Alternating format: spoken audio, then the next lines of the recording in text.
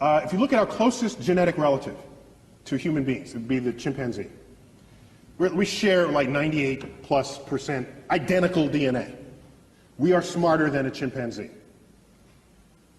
So let's invent a measure of intelligence that makes humans unique. Let's say intelligence is your ability to like compose poetry, symphonies, do art, math, and science, let's say, okay?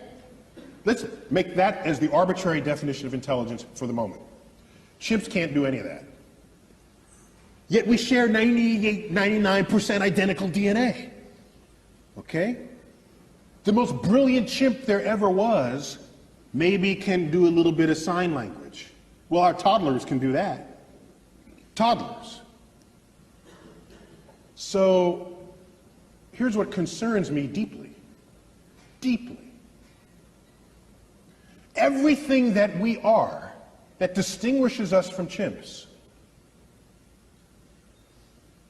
emerges from that 1% difference in DNA. It has to, because that's the difference. The Hubble telescope, these grand, that's in that 1%. Maybe everything that we are that is not the chimp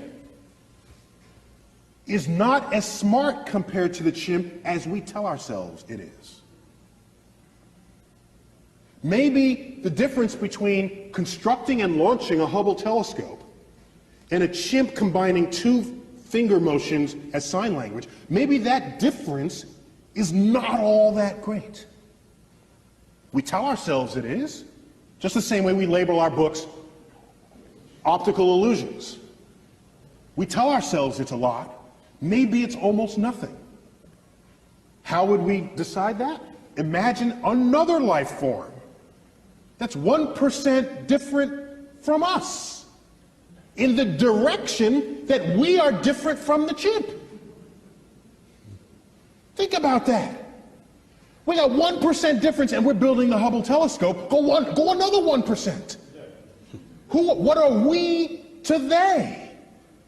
We would be drooling, blithering idiots in their presence. That's what we would be. They would take Stephen Hawking and roll him in front of their primate researchers and say, well, this one is like the most brilliant among them because he can do sort of astrophysics in his head. Oh, isn't that cute? Little Johnny can do that too. Oh, that's so nice. Oh. In fact, Johnny just did that. Let me get it. It's on the refrigerator door. Here he is. He did it in his elementary school class. Think about how smart they would be. Quantum mechanics would be intuitive to their toddlers. Whole symphonies would be written by their children and, like I said, just put up on the refrigerator door the way our pasta collages are on our refrigerator doors. So the notion that we're going to find some intelligent life and have a conversation with it? When was the last time you stopped to have a conversation with a worm? Or a bird? Oh, well, you might have had a conversation, but I don't think you expected an answer, all right? So we don't have conversations with any other species on Earth with whom we have DNA in common. To believe that some intelligent other species is going to be interested in us enough to have a conversation, they'll look at our Hubble telescope and say, oh, isn't that quaint? Look at what they're doing.